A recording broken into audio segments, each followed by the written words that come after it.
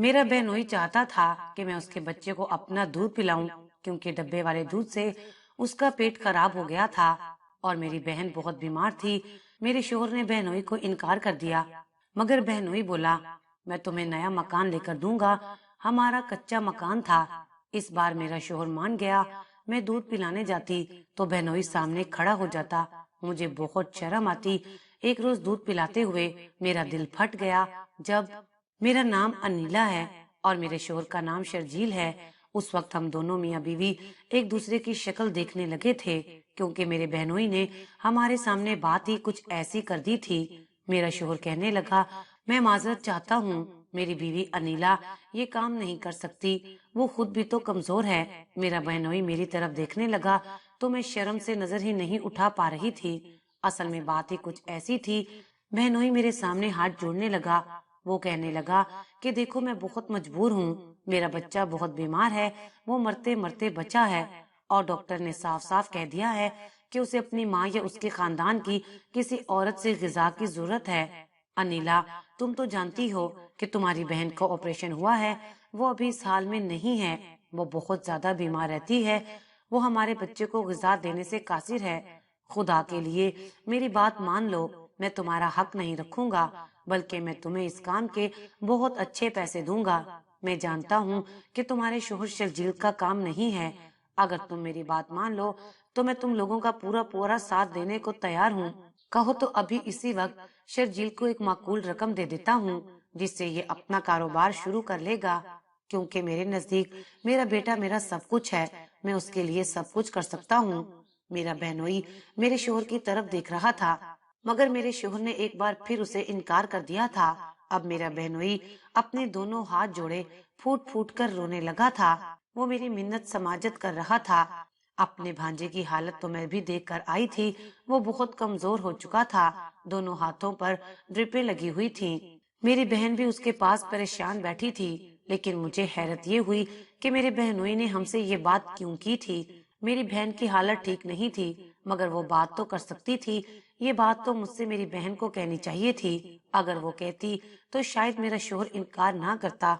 हाँ, ये बात भी सच है कि मेरे शोहर शर्जील के हालात वाकई ठीक नहीं थे। उनकी नौकरी खत्म हो गई थी और वो आजकल मजदूरों के साथ काम पर जाते थे। जब से मेरी शादी हुई थी, मैंने सिर्फ जरूरियात जिंदगी ही पूरी करते हुए देखा था। ख्वाहिशात क्या होती हैं ये मैं नहीं जानती थी। इस वक्त तो मैं खुद भी ज्यादा तंदुरुस्त ना थी। इत्तफाक ये था कि मेरी बेटी और मेरी बहन का बेटा एक ही दिन पैदा हुए थे। मेरा भांजा मेरी बेटी से बस चंद घंटे ही बड़ा था, लेकिन मेरी बेटी नॉर्मल डिलीवरी से पैदा हुई थी और मेरा भांजा ऑपरेशन से पैदा हुआ था, और वो पैदाइशी ही कमजोर था। चंद दिन बाद घर पर मेरे बहनोई उसे ले आए थे, लेकिन मेरी बहन की हालत ठीक ना थी। उसने डब्बे का दूध बच्चे को शुरू करवा दिया था, जो कि उसके पेट में ऐसा लड़ा कि उसको डायरिया हो गया और बड़ी मुश्किल से उसकी जान बची थी। अब ये हाल था कि उसको कोई भी दूध रास नहीं आ रहा था। जब भी दूध पीता उसे उल्टी आ जाती थी। इसलिए डॉक्टर ने साफ कह दिया था कि अगर माँ या उसके खानदान की किसी औरत से इस बच्चे को ग़िज़ा ना मिली तो ये मर भी सकता है। ये खबर भी मुझे अपने बहनोई के मुंह से ही सुनने को मिली थी। बहरहाल, बहनोई को रोता देखकर मैंने शर्जील की तरफ देखा था, मगर उनके तेवर बता रहे थे कि वो कभी भी इस बात के लिए नहीं मानेंगे। तब अचानक मेरे बहनोई ने एक ऐसी बात की कि मेरे शोहर शर्जील इस काम के लिए फट से मान गए थे। असल में हमारा मकान छोटा सा और कच्चा था, और हालत ये थी कि कभी भी उसकी छतें गिर सकती थीं, और मेरे शोहर के पास तो पैसे ही नहीं थे। वो मकान को लेकर बहुत परेशान थे। मेरे बहनोई ने कहा था कि तुम अपना मकान बेच दो, मैं तुम्हें अपने घर के साथ एक नया और बड़ा सा मकान खरीदूंगा। अगर तुम्हारी बीवी मेरे बच्चे को दूध पिला देती है तो मैं वो मकान तुम्हारे नाम कर दूंगा। इस बात पर शर्जील ने मेरे बहनोई के सामने हामी भर ली थी। वो खुश हो गए थे। सबसे पहले मेरे बहनोई ने हमारा घर बेचा और अपने घर के बराबर वाला नया और मजबूत घर हमें खरीद कर दिया था, ताकि हम अपने नए घर में शिफ्ट हो सके और फिर बच्चे को खिलाने पिलाने में ताखीर ना हो सके। मेरे शोहर शर्जील का घर ज्यादा महंगा नहीं था, लेकिन वादे के मुताबिक ऊपर की सारी रकम मेरे बहनोई ने भरी थी। अब मैं अपनी बहन के पड़ोस में आ चुकी थी, लेकिन मुझे लगा था कि ये देखकर मेरी बहन बहुत खुश हो जाएगी। लेकिन जब मैं अपने भांजे को ग़िज़ा देने के लिए अपनी बहन के घर गई तो मुझे देखकर उसका रवैया बहुत ज्यादा खराब था। मुझे देखकर ही उसने नागवारी से अपना मुंह फेरा और फिर अपने बेटे को मेरी गोद में डालकर कमरे से बाहर चली गई। अपनी बहन का रवैया देखकर मुझे समझ नहीं आ रहा था कि उसे हुआ क्या है। मैंने अपने भांजे को सीने से लगाया और उसे प्यार करने लगी। अल्लाह ताला ने मेरे जरिए से उसे खुराक देनी थी और फिर वो मेरी बहन की औलाद थी, मुझे क्यों न उस पर प्यार आता। बहरहाल जब वो पेट भर के सैराब हो चुका था तो वो फौरन से सो गया, वरना बहन की गोद में वो रोए जा रहा था। मैंने उसे बिस्तर पर लिटाया और बाहर आ गई। मेरी बहन उस वक्त लाउंज में चक्कर काट रही थी। उसे डॉक्टर ने बेड रेस्ट के लिए कहा था, मगर वो अपना ख्याल ठीक से नहीं रख रही थी। अजीब सी बेचैनी उस पर सवार थी, लेकिन जैसे ही मुझे देखा तो वो किचन में चली गई। इससे ये साफ जाहिर हो रहा था जैसे वो मुझसे कतराने लगी है, लेकिन मैं वजह समझ नहीं पाई थी। मैं बहन के पीछे किचन में ही चली गई। मैंने देखा वो फ्रिज में से गोश्त निकाल रही थी, शायद खाना बनाने के लिए मुलाजमा को दे रही थी। मैंने कहा, आपी, आपको क्या हुआ है? आपकी हालत ऐसी नहीं है कि आप कोई काम करें, बल्कि आपको बेड रेस्ट की जरूरत है। तब वो कहने लगी, कमजोरी की वजह से मैं अपने बच्चे को दूध नहीं पिला सकती, मगर सारा दिन मैं बेड पर तो नहीं लेट सकती। घर मुलाजमा के हवाले कैसे कर दूं? तुम्हें भी अपने घर में बहुत से काम होंगे। तुम्हारा ये एहसान ही बहुत है कि तुम मेरे बेटे को दूध पिलाने आ जाती हो। वो तो यूं कह रही थी कि जैसे मैं उनके घर से जाने ही वाली हूँ।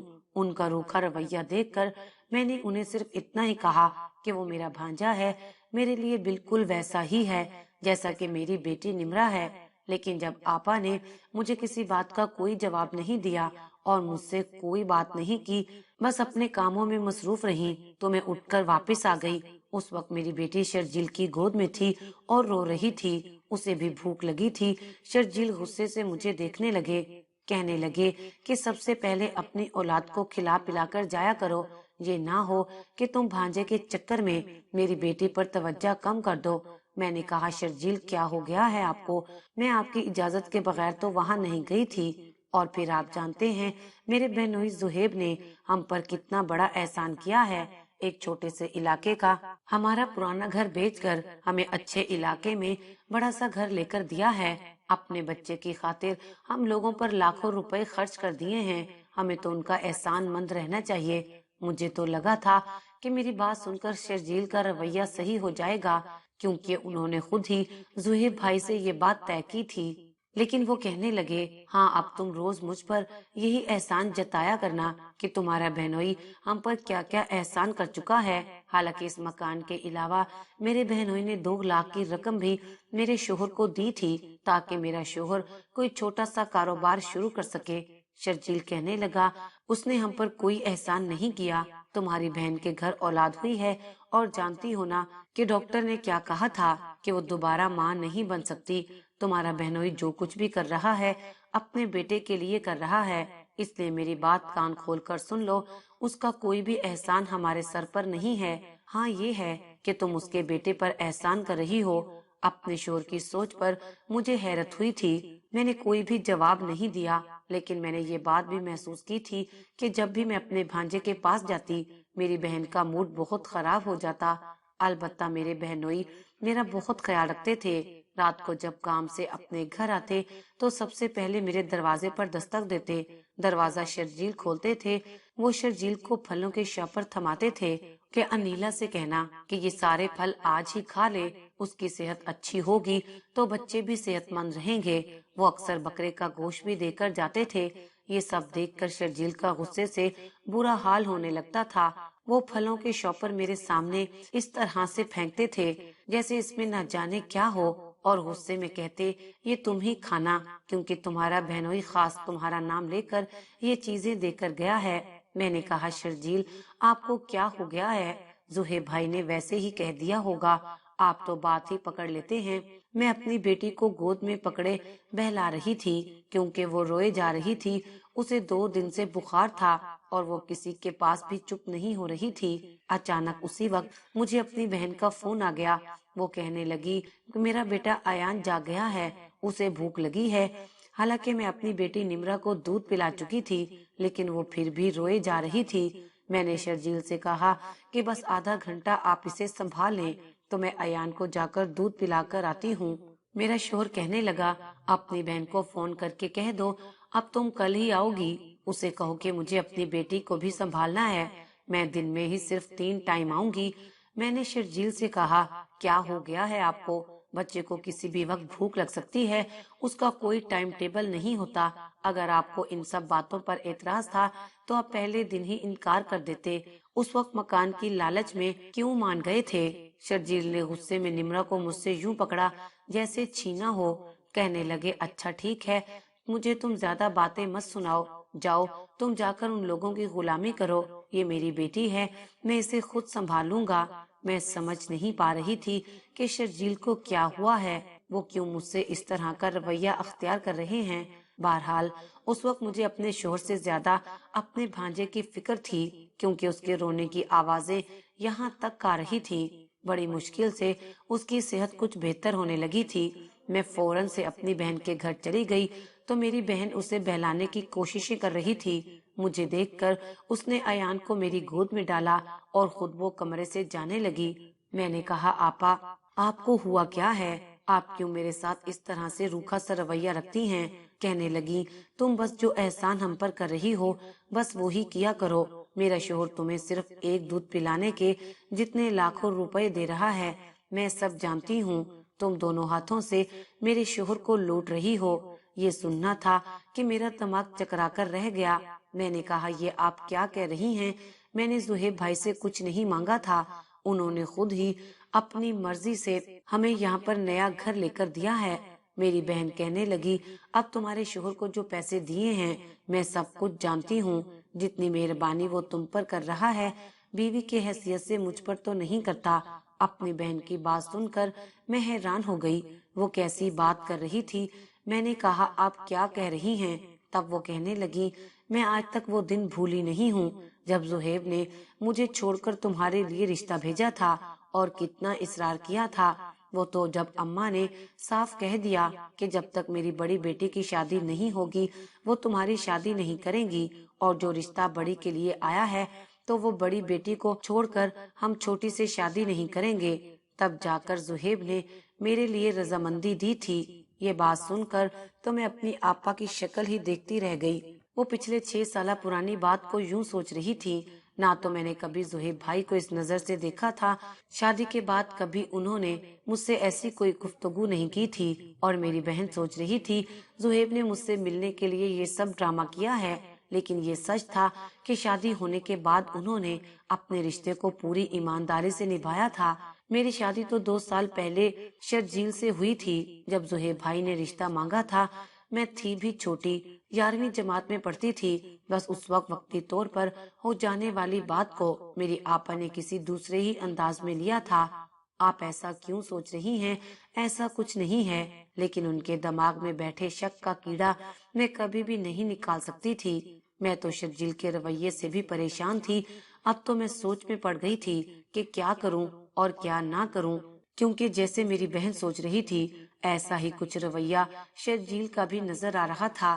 میں نے بہنوئی سے کہا کہ اب شرجیل کا کام اچھا چل رہا ہے، لہٰذا آپ مجھے پھل اور گوشت لا کر مت دیا کریں، میرا شوہر مجھے یہ چیزیں خود لا کر دیتا ہے، وہ بھی بہت اچھا ہے۔ میری بات سن کر میرے بہنوئی مجھے غور سے دیکھنے لگے، کہنے لگے، خیر تو ہے نا، کہیں شرجیل تم پر شک تو نہیں کرنے لگا؟ میں نے کہا، نہیں، ایسی کوئی بات نہیں ہے، میری آپا نے جو باتیں مجھ سے کہی تھی وہ زہیب سے بھی کہتی تھی، تبھی انہیں اندازہ ہو گیا تھا۔ اس وقت میں آپا کی باتوں سے بے حد دل برداشتہ ہوئی تھی، اسی لیے رونے لگی تھی۔ میرے بہنوئی واپس چلے گئے، مجھے لگا کہیں میری وجہ سے بہن اور بہنوئی کے رشتے میں دراڑ نہ آ جائے، اور ویسے بھی اب 8 ماہ ہونے والے تھے مجھے اپنے بھانجے کو سنبھالتے ہوئے۔ ماشاء اللہ سے اب وہ کافی صحت مند ہو چکا تھا، اس لیے میں نے سوچا کہ اپنے بہنوئی کو منع کر دیتی ہوں اور ان سے یہ بھی کہہ دیتی ہوں کہ جو پیسے وہ ہمیں دے چکے ہیں میں آہستہ آہستہ وہ پیسے انہیں واپس دے دوں گی، تاکہ آپا کو یہ نہ لگے کہ میں آپ کے احسان تلے عیش کر رہی ہوں۔ بہرحال میں نے شرجیل سے بھی کہہ دیا کہ جو پیسے زہیب بھائی نے دیے ہیں اب ہمیں انہیں واپس کر دینے چاہیے، کیونکہ آپ کا کاروبار ترقی کر گیا ہے اور جیسے جیسے مزید کاروبار بڑھتا جائے گا ہم پیسے جمع کریں گے، پھر زہیب بھائی کو واپس لوٹا دیں گے۔ یہ بات سن کر شرجیل میری طرف غور سے دیکھنے لگے، کہنے لگے اب یہ بات تمہارے دماغ میں کس نے ڈالی ہے؟ میں نے کہا آپ کے رویے نے، مجھے لگتا ہے آپ مجھ پر شک کرنے لگے ہیں۔ بس 6-7 مہینے کی تو اور بات ہے، میرا بھانجا جب ٹھوس غذا کھانے لگے گا تو اسے میری ضرورت نہیں رہے گی، اس وقت تک ہم اس گھر کی قیمت بھی زہیب بھائی کو اتار دیں گے اور یہ گھر بیچ کر آپ مجھے جہاں چاہیں لے جائیں، مجھے قبول ہے، مگر مجھے یہاں نہیں رہنا۔ شرجیل کہنے لگے تم شاید زیادہ ہی سوچ رہی ہو۔ میں نے کہا نہیں، آپ کے شک نے مجھے یہ سوچنے پر مجبور کیا ہے اور اب میں وہی کروں گی جو میں نے سوچ لیا ہے۔ شرجیل نے آج مجھ پر غصہ نہیں کیا تھا، شاید وہ اپنے رویے پر شرمندہ ہوئے تھے۔ پھر دیکھتے ہی دیکھتے 8 ماہ کا عرصہ بھی گزر گیا۔ اب ایان گھر کی ہلکی پھلکی چیزیں کھانے لگا تھا، لیکن اس کو مجھ سے بے حد محبت ہو گئی تھی۔ شاید فطری سی بات تھی، بے شک وہ میرے وجود کا حصہ نہیں رہا تھا، لیکن پھر بھی میرے بہت قریب تھا۔ اور اب ڈاکٹر نے بھی کہہ دیا تھا کہ آپ کا بیٹا گھر کی چیزیں کھا پی سکتا ہے۔ آپا تو اب ایان کو میرے پاس بھی بھٹکنے نہیں دیتی تھی، نہ جانے اسے کس بات کا ڈر تھا۔ بہرحال میں نے وہ گھر بیچا اور ایک دور دراز کے علاقے میں گھر لے لیا۔ شرجیل نے پائی پائی جمع کر کے زہیب بھائی کے سارے پیسے واپس کر دیے۔ اب ہمارے حالات کافی بہتر ہو گئے تھے۔ اب میں آپا کے گھر بہت کم جاتی تھی، لیکن ایان اور نمرہ ایک ہی سکول میں پڑھتے تھے۔ کئی سال ایسے ہی گزر گئے۔ جب یہ دونوں جوان ہوئے تو ایک دن میری بہن نے مجھے فون کیا اور کہنے لگی کہ ایان اور نمرہ شادی کرنا چاہتے ہیں۔ یہ سن کر تو میرا دماغ ہی چکرا گیا تھا۔ آپا کہنے لگی کہ تم نے اپنی بیٹی کو بھی میرا ہی گھر دکھایا ہے، پہلے تمہاری وجہ سے میری زندگی ہمیشہ عذاب میں رہی ہے۔ زہیب نے کبھی مجھے وہ محبت نہیں دی جس کی میں حقدار تھی، اور اب تمہاری بیٹی نے تماشا لگایا ہے، ہمارے گھر میں تو طوفان اٹھ گیا ہے۔ میں نے کہا آپا آپ کیسی باتیں کر رہی ہیں؟ ایان کی شادی کسی قیمت پر بھی نمرہ سے نہیں ہو سکتی، کیونکہ وہ اس کا رضائی بھائی ہے۔ بہن کہنے لگی یہ باتیں تمہیں اپنی بیٹی کو سمجھانی چاہیے تھی، جس نے نہ جانے اپنے پیار میں میرے بیٹے کو پاگل بنا رکھا ہے۔ میں نے کہا نمرہ اس بات سے واقف ہے، شاید آپ نے ایان کو یہ بات نہیں بتائی، ورنہ وہ کبھی بھی ایسا نہیں کہتا۔ آپا کہنے لگی وہ میری سنتا کب ہے؟ میں نے آپا کو فون بند کر دیا تو میرے بہنوئی کی کال آنے لگی۔ وہ بھی مجھے کہہ رہے تھے کہ ایان نے نمرہ سے شادی کرنے کی ضد پکڑ لی ہے، وہ ہماری کوئی بات نہیں سن رہا۔ میں نے اسے کہا ہے کہ وہ تمہاری رضائی بہن ہے، تب وہ کہتا ہے آپ لوگ میری شادی نمرہ سے نہ کرنے کے بہانے ڈھونڈ رہے ہیں۔ بہنوئی مجھ سے کہنے لگے کہ ایان آج تمہارے گھر آئے گا، تم اسے سمجھاؤ۔ شام کو ایان گھر پر آیا تو اس کی آنکھیں سوجی ہوئی تھی، کہنے لگا خالہ میرے ماں باپ نمرہ سے میری شادی نہ کرنے کے بہت سارے بہانے کر رہے ہیں، لیکن میں سچ جاننا چاہتا ہوں۔ میں نے کہا جو کچھ تمہارے والدین نے کہا ہے وہ سچ ہے، تم نمرہ کے رضائی بھائی ہو، اگر تمہارے دل میں میرے لیے تھوڑی سی بھی عزت ہے تو سمجھو کہ میں سچ کہہ رہی ہوں، اور نمرہ اس بات کو جانتی ہے۔ وہ کہنے لگا کہ میری کبھی اس سے اس بارے میں بات ہی نہیں ہوئی، لیکن آپ کہہ رہی ہیں تو ٹھیک ہی کہہ رہی ہوں گی۔ یہ کہہ کر وہ چلا گیا۔ کچھ دن بعد مجھے معلوم ہوا کہ وہ بیرون ملک چلا گیا ہے۔ یہاں پر میں نے نمرہ کی شادی کر کے اسے رخصت کر دیا تھا، اور 3 سال بعد پتا چلا کہ ایان کی وہاں بہت اچھی جگہ نوکری لگ گئی تھی، اور اس نے وہاں کسی لڑکی سے شادی کر کے اپنا گھر بسا لیا تھا۔